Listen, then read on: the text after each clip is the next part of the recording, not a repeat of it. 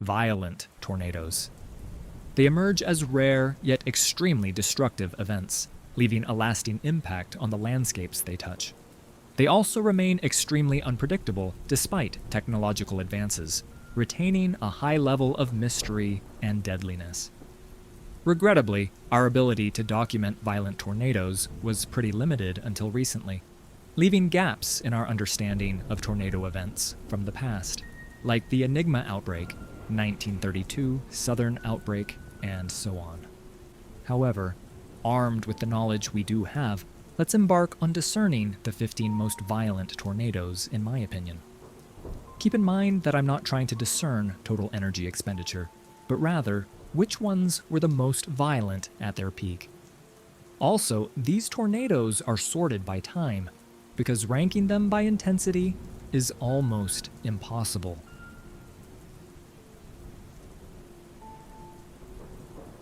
During the tornado's violent stage, it destroyed a beech timber forest. Ground scouring occurred, removing crops, grass, and dirt. Turning northeast, it completely destroyed Lichtenberg Forest, leaving behind extreme vegetation damage. The tornado reached peak intensity, completely sweeping away what was essentially a castle at obvious high-end F5 strength. This is the only tornado with a T11 rating on the Toro scale, making it officially the most violent tornado in Europe's recorded history. There was only one fatality and 3 injuries.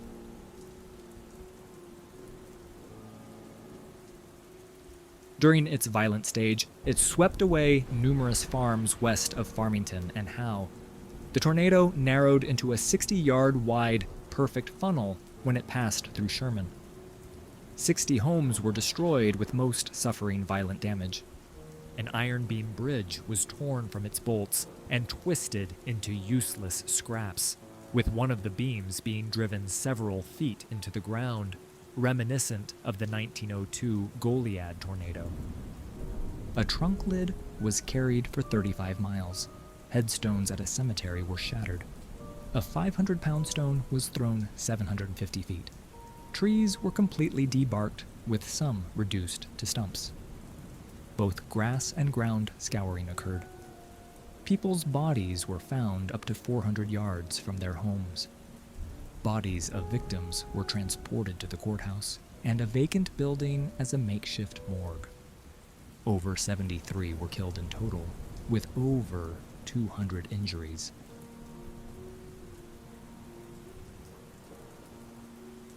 The tornado tore through 16 blocks on the northern side of town, leaving a 900-foot wide strip of devastation. A 3,000-pound safe was thrown 300 feet, and a horse was thrown 2 miles. Trees were debarked, and debris was powderized. Bodies were thrown several blocks, and about a dozen people were killed in the basement of a brick commercial building. This was the worst tornado in state history, and the deadliest tornado to ever occur during the summer. 117 people were killed with 125 injuries. The fatality-to-injury ratio is among the highest in history. It's even more impressive considering that the new Richmond tornado, unlike Phil Campbell, Joplin, or Tri-State, was actually very visible, giving people sufficient warning to take shelter.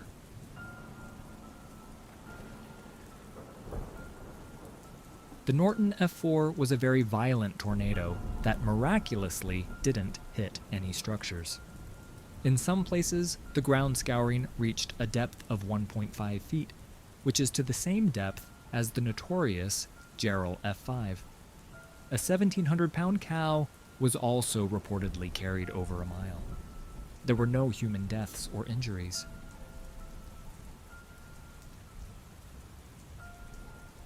The deadliest tornado in American history scoured the ground several inches deep in multiple locations before doing F5 damage in the town of Gorham, killing 1/6 of the residents and damaging nearly every building in the town. A horse from Gorham was allegedly found in Sand Ridge, which was 2.5 miles away. In Murfreesboro, very large hardwood trees were snapped near ground level, some were stripped bare, and others were torn out of the ground and thrown hundreds of feet. Similarly intense tree damage would be documented in DeSoto, and the most tornado deaths in a single school would occur there. There were several instances of large train cars being picked up and derailed, as well as the destruction of a large water tower. The tri-state tornado would leave the longest and largest path of F5 damage ever documented. At least 695 people were killed, and over 2,000 were injured. About a third of those casualties would be from Murfreesboro alone.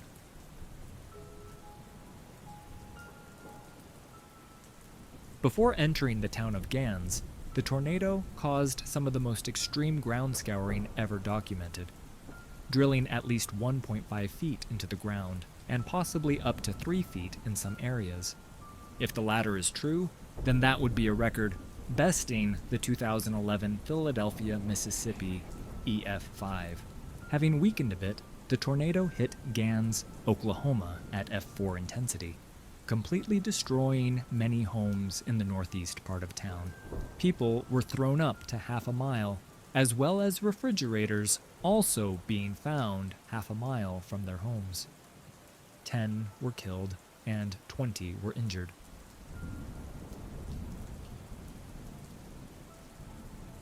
Touching down in the oil-rich deserts of southwest Texas, this extremely violent tornado barely hit anything during its lifetime. In its earlier stages, it hit some rural property, rendering its F4 rating. The violent mile-wide wedge intensified further, with extreme ground scouring being observed. Immensely durable mesquite trees were reduced to stumps in that area. Several roads were stripped of their asphalt, including a segment stretching 300 feet. At peak intensity, it demonstrated one of the most impressive feats of tornadic strength ever documented, as it went into an oil field where it moved a 90-ton oil tank over 3 miles and tossed 2 others up a steep 600-foot tall hill. It then scoured the concrete out of a drainage culvert. The tornado killed 2 and injured 21.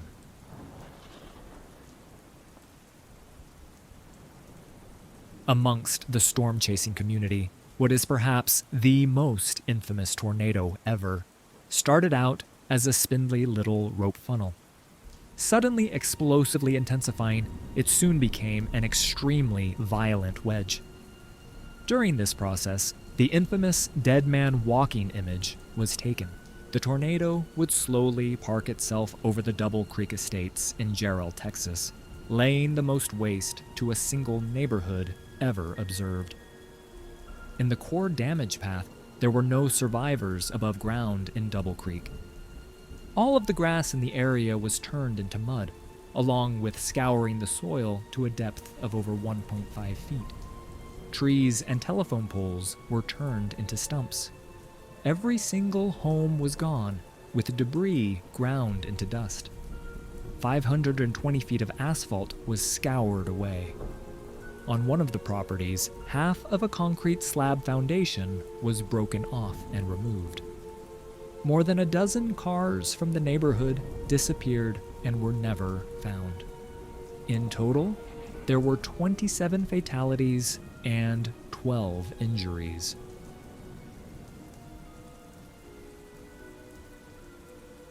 The tornado was already violent before it hit Bridge Creek. It obliterated homes and ground debris into small pieces. Nearby, it would do some of the most extreme debarking and vehicle damage ever photographed. The tornado would scour the ground throughout most of its life. An infamous photo of a truck wrapped around a tree would be taken here, and an inch of asphalt was scoured from the road. By this point, the NWS would announce the first ever tornado emergency for Moore, as it was becoming clear that a very violent tornado was about to hit the city. It entered Moore, obliterating houses and cars left and right. A railroad car weighing 18 tons was thrown 3/4 of a mile. There were 36 direct fatalities and 583 injuries. On a side note, I didn't mention the world record Doppler reading because it's not a reliable indicator of intensity relative to the EF scale. What I mean is that there has never been any other F5 or an EF5 tornado measured when it was doing that level of damage. The 2011 El Reno Piedmont EF5 was doing EF3 damage during its 295 miles an hour measurement. Bridge Creek Moor was a weak F5 during the record measurement, so without any F5 or EF5s to compare the reading to, it doesn't really hold much weight. Keep in mind, tornadoes as weak as the 2016 Dodge City EF2 had measured winds over 200 miles an hour, so that's why you won't see tornadoes like El Reno 2013 on this list, especially since that tornado did unimpressive damage.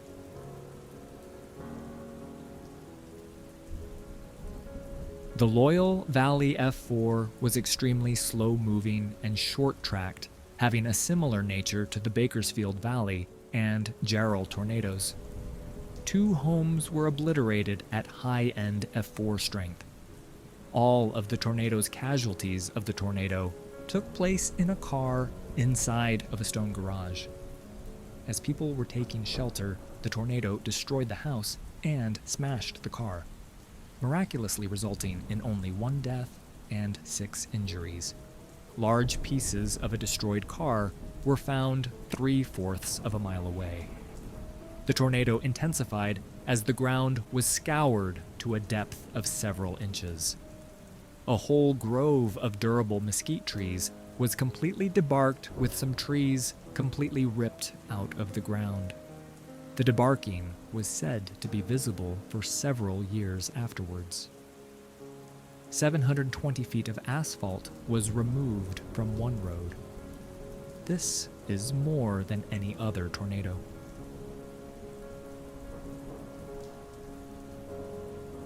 The first EF5 from the 2011 super outbreak touched down and immediately began to intensify into a violent tornado. It hit EF5 strength for the first time, causing some of the most extreme ground scouring ever documented, digging trenches over 2 feet deep in places.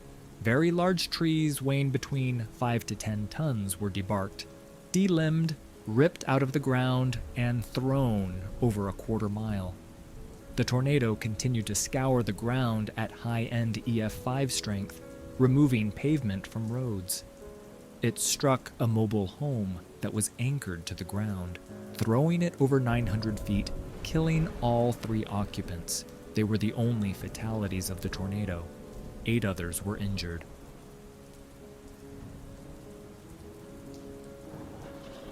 Preceded by the New Wren EF3, which was probably of EF5 strength, the second official EF5 of the day touched down and quickly reached EF5 intensity, scouring a trench into the ground. This trench was still visible in photos taken more than a year later. A bed and breakfast was completely obliterated and blown downwind. Several vehicles were thrown hundreds of yards, including an RV that was partially embedded in the ground, and the bumper of an obliterated truck was hanging from the water tower. Part of a concrete slab foundation was pulled up and dislodged. The ground here was scoured 1 foot deep. The tornado entered Smithville at peak intensity, dislodging and shifting another concrete slab foundation. Here, all furniture, appliances, and plumbing from homes in the tornado's direct path were either shredded or missing. Large metal industrial pipe was never found. Famously, an SUV was thrown half a mile into the water tower, then getting thrown another quarter mile to the opposite side of the city, crushed into a tiny ball. On the eastern side of town, 230 feet of pavement was removed from the road, and a large brick and concrete funeral home was reduced to powder. Granite tombstones were broken and thrown. In total, 23 were killed and 137 were injured.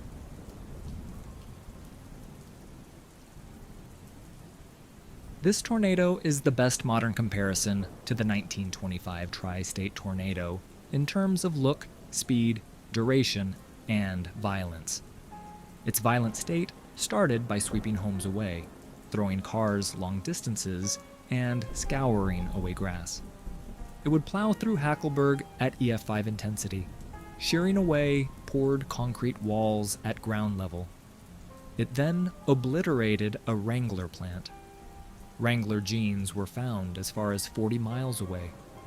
Here, it would even rip poured concrete from the ground.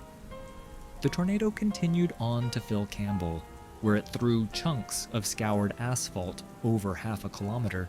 A concrete underground storm shelter here had its roof ripped right off. Photos from Phil Campbell were found 219 miles away near the Tennessee-North Carolina border. This is the greatest known distance that a tornado has carried an object. The tornado would peak in intensity as it hit Oak Grove, obliterating well-built home after well-built home, with many large objects and structures simply disappearing. It would continue to Mount Hope. Impressively, it completely shattered a concrete foundation of a restaurant, tearing some of it out of the ground. This tornado would have the largest swath of EF5 damage on record.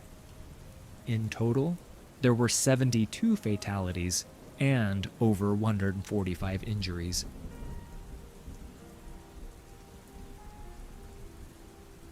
The fourth official EF5 of the day first produced EF5 damage near Shiloh, where it would cause significant ground scouring and destroy many homes.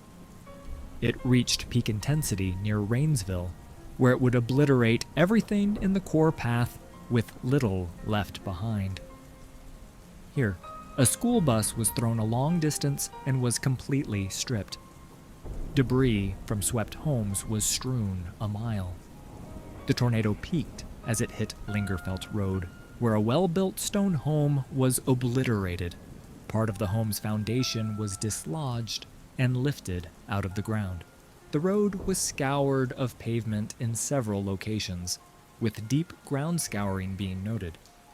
It would inflict arguably its strongest damage to a home where it would shatter a concrete porch weighing thousands of pounds and completely blow it away.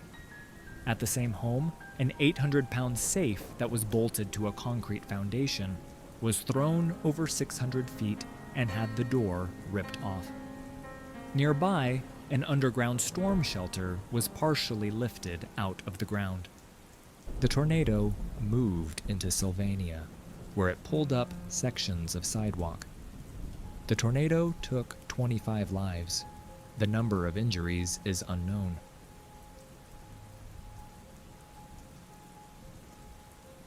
This extremely violent tornado largely plowed through oil fields and farmland. Early in the violent stage, cars were hurled hundreds of yards, with unrecognizable bodies being found equidistant from them. The vehicle damage would be some of the most extreme ever documented. The tornado peaked in intensity while striking the Cactus 117 oil rig, ripping it out of the ground and barrel rolling it several times. The oil rig weighed nearly 2 million pounds. This is the heaviest object ever tossed by a tornado. A 10-ton oil tanker truck was also thrown a full mile. There were 9 fatalities and 181 injuries.